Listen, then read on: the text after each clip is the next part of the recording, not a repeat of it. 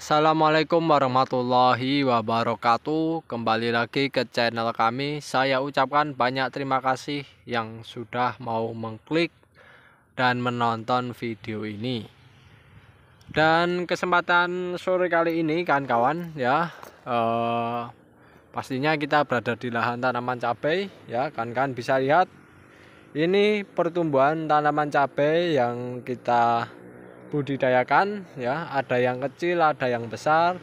Yang jelas tanaman yang berbeda-beda itu pastinya kemarin mati ya akibat serangan hama pertama kali penanaman.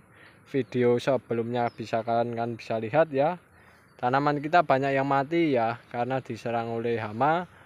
Dan saat ini ya untuk tanaman kita alhamdulillah kondisinya sudah mulai survive ya, sudah bisa survive lah kan kawan, bisa survive, tumbuh dengan bagus, alhamdulillah. Cabang ya sudah mulai bercabang. Dan ini rencananya kita akan membudidayakan cabai ini. Biasanya kita menyisakan 3 cabang ya. Dan sebenarnya metode percabangan dari tanaman cabai yang dibudidayakan itu bermacam-macam. Ada yang menggunakan cabang Y, kalau kami biasanya menggunakan 3 cabang ya. Kita menyisakan 3 cabang bagian bawah semacam itu. Tapi ya itu tergantung kesukaan dari para petani dan kondisi ya kan kawan. Alangkah baiknya dalam proses budidaya tanaman cabai ini pastinya kan kawan mempertimbangkan beberapa hal, termasuk kondisi lingkungan yang ada di sekitaran kita. Pastinya kalau kondisinya kayak gini kan kawan ya, kondisi musim-musim penghujan, pastinya alangkah baiknya kan kawan dibuat tanamannya jangan terlalu lebat ya. Dalam artian di tanaman cabai itu sendiri ada rongga-rongga yang dimana udara bisa masuk dan keluar. Kalau kondisinya terlalu lebat, biasanya ya itu penyebaran jamur untuk nanti pas buahnya itu cukup akan cepat sekali ya kan kawan, penyebarannya cukup cepat ya. Jadi biasanya intensitas kelembapan yang terjadi di tanaman cabai kalau kondisinya terlalu rimbun ya, akibat kita membudidayakannya ya optimal ya kan kawan, rimbun sekali itu kondisi tanaman cabainya nanti biasanya kelembapannya tinggi dan nanti penyebaran jamurnya biasanya begitu cepat atau biasa disebut patek ya kan. Patek itu buah yang terserang jamur itu biasanya akan membusuk akibat penyebaran, yaitu serangan jamur itu sendiri. Dan itu penyebarannya biasanya terkena air hujan. Nah itu sangat-sangat mudah sekali untuk penyebarannya. Tapi tidak hanya itu kan kawan, kalau di masa-masa vegetatif semacam ini, itu paling yang kita khawatirkan di musim kayak gini itu adalah hama. Hama sama penyakit. Hama dan penyakit itu sendiri penyerangannya cukup bagus ya kalau di musim kayak gini. Karena apa? Karena kondisinya optimal untuk mereka berkembang biak. Jadi hama itu bisa berkembang biak karena kondisi yang optimal. Kondisi yang optimal pastinya kalau untuk hama dan penyakit ya itu biasanya pada kelembapan, terus pada suhu ya. Jadi kalau hama maupun penyakit itu menginginkan kondisinya lembab banget dan suhunya tidak terlalu panas. Lalu intensitas cahaya matahari. Nah, intensitas cahaya matahari kan kalau kondisi kemarau panas ya, otomatis suhunya juga panas ya. Cerah itu biasanya hama menghindar. Ataupun semisal bakteri ataupun mikroorganisme biasanya terkena sinar ultraviolet dari matahari itu mati. Akan tapi kalau kondisinya lembab semacam ini ya, suhu dari kondisinya itu sangat rendah ya, dan kelembapannya itu tinggi. Nah itu biasanya penyebaran atau mereka itu untuk berkembang biak, membelah diri ya, lalu juga mereka bertelur dan sebagainya, sangat-sangat mungkin sekali, apalagi ditunjang makanan yang tersedia di sekitaran lingkungan kita ya, seperti hijau-hijauan tanaman itu. Nah itu kalau kondisinya semacam ini biasanya kondisinya subur-subur kan ya, rumput-rumput gulma-gulma itu kan sebagai bahan baku makanan mereka kan kondisinya sangat-sangat subur. Nah, sehingga perkembangbiakannya cukup banyak, dan yang pastinya kalau untuk kondisi semacam ini kan waspadai saja ya untuk tanaman-tanaman cabai kita ya, untuk tanaman cabai yang dibudidayakan. Nah ini saya perlihatkan kondisi tanaman cabai ya, ini bagian atas di sini kondisinya bagus, akan tapi pada bagian bawah yang kemarin-kemarin itu diserang hama. Nah ini kerusakan hama semacam ini juga nantinya akan menghambat proses fotosintesis ya, meskipun kondisinya hijau bagus. Nah ini nanti akan menghambat ya kan, karena apa? Karena ini kondisinya rusak, otomatis proses fotosintesisnya tidak maksimal ya ini. Tapi saat ini kondisi di lahan kita dalam proses budidaya ini, tanaman cabenya kondisinya dalam kondisi yang bagus ya kan. Jadi hamanya tidak terlalu berlebih kan kawan ya, masih dalam batas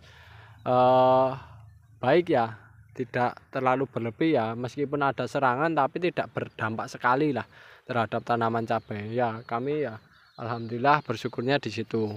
Lalu selain itu juga, nah kawan-kawan ya, kita bisa lihat ada beberapa tanaman ya, seperti di sana itu ya, itu penyakit ya, penyakit kuning pada tanaman cabai kayak gini. Nah itu juga nanti dari segi tanamannya ya kan saya perdekat. Nah ini aja ya. Nah ini dari ini ya, ini tanaman kondisinya terserang penyakit kuning, itu nanti juga akan menghambat proses metabolisme dari tanaman itu sendiri ya. Penyakit-penyakit semacam ini ya, itu akan menghambat metabolisme dari tanaman cabai itu sendiri. Nah meskipun ini kemungkinan balik itu juga ada, tapi biasanya kecil ya kan kawan. Tapi kalau untuk penyakit semacam ini, nah ini alangkah baiknya kan kawan, kalau misalnya kondisinya masih kecil tanamannya ya dicabut diganti. Saran saya, kalau sarannya yaitu dicabut diganti. Akan tapi kalau ini kan kondisinya sudah segini ya, apalagi nanti kalau kami ya kalau rela ya dicabut kan kawan, kalau sudah sangat berpengaruh sekali. Tapi kami lebih intensnya nanti kita membudidayakan cabai ini, lebih saya tekankan nanti penggunaan pupuk organik juga kita berikan ya, agar kembali fit ya, ibaratnya manusia itu ke dalam kondisi yang sakit ini tanamannya. Nah begitu pula yang ini juga, ini tanamannya mengkerdil ya kan kawan. Nah kondisi semacam inilah yang kita tidak inginkan ya, tapi ya namanya makhluk hidup ya kan kawan, ada kendala ya yang dihadapi. Kerdil semacam ini itu ya juga alangkah baiknya kalau kami sih lebih disuka dicabut diganti ya kan kawan, kalau kondisinya masih kecil semacam itu. Karena penyakit kayak gini itu juga terkadang ya berbahaya. Bahayanya apa? Nanti dalam penularan tanaman cabainya itu takutnya menyebar secara merata itu loh kan. Kalau samping kanan kirinya bagus sih nggak masalah, tapi kalau kondisinya tanaman cabai itu membawa penyakit lalu penyakitnya merata, nah itu yang saya khawatirkan di situ kan kawan. Nah tips bagi kawan-kawan ya, kalau kami sih untuk pengendalian penyakit semacam itu ya kami lebih titik fokusnya itu membuat tanaman cabai ini itu dalam kondisi yang sehat ya. Kondisi yang sehat pastinya makanannya tersedia semua, proses fotosintesisnya berjalan bagus. Nah itu yang saya inginkan di situ kan kawan. Jadi tanaman cabainya tidak perlu kita cabut ya, apalagi kondisinya sudah besar-besar. Nah semacam itu.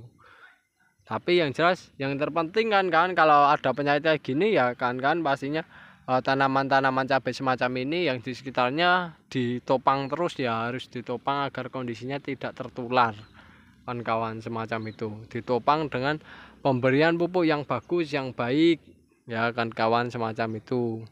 Ya, tapi asalkan tidak berlebih, itu nanti kan membuat tanaman cabai kuat. Nah, itu biasanya kalau kami ya pupuk organik itu kan kawan, karena pupuk organik bisa menguatkan tanaman dibandingkan dengan pupuk kimia. Kalau pupuk kimia biasanya diberikan ke tanaman itu hasilnya memang bagus, tapi permasalahannya gampang terkena penyakit. Nah, itu loh kan rentan terhadap penyakit kalau yang saya alami semacam itu. Tapi kalau dicampur dengan penggunaan pupuk organik, ya alhamdulillah tanamannya ya bagus-bagus kan kawan. Kalau ini kita campur dengan penggunaan pupuk organik, tapi yang pupuk organiknya yang nggak mahal kan kawan, yang murah-murah saja. Yang terpenting ada pupuk organiknya kalau saya ya, semacam itu. Karena kalau kondisinya mahal nanti ya sama saja mengeluarkan biaya produksi yang cukup mahal juga kan. Nah, semacam itu. Tapi alhamdulillah dari keseluruhan tanaman kondisinya bagus-bagus, hijau-hijau kan kawan ya, semacam ini. Dan yang jelas tadi peringatkan ya, suhu, kelembapan ya, intensitas cahaya itu sangatlah berpengaruh ya. Yang jelas agroklimatologi ya, iklim bagi dunia pertanian di lingkungan sekitar kita itu sangatlah berpengaruh terhadap penyakit dan